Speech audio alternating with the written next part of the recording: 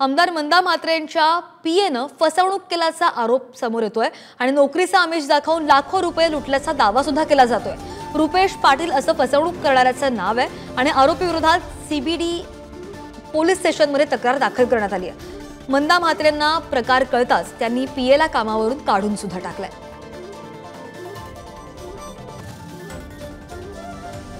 तर आमदार मंदा म्हात्रेंच्या पीएनं फसवणूक केल्याचा आरोप होतोय आणि नोकरीचा आमिष देऊन लाखो रुपये लुटल्याचा दावा करण्यात येतोय।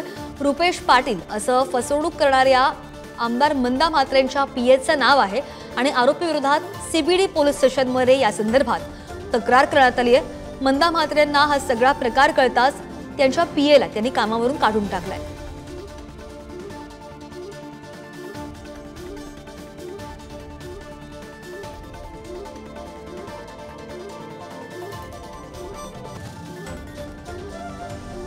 महत्त्वाची बातमी आपण पाहतोय। आमदार मंदा म्हात्रे यांचा जो पीए त्या पीएनं फसवणूक केल्याचा आरोप त्याच्यावर करण्यात येतोय। नोकरीचं त्याने आमिष दाखवलं आणि नोकरीचं आमिष दाखवून लाखो रुपये लुटल्याचा दावा केल्याचं सुद्धा समोर आलंय। रुपेश पाटील असं मंदा म्हात्रे यांच्या पीएचं नाव आहे आणि फसवणूक करणाऱ्यावर त्यांनी पोलीस स्टेशनमध्ये तक्रार सुद्धा दाखल केली आहे।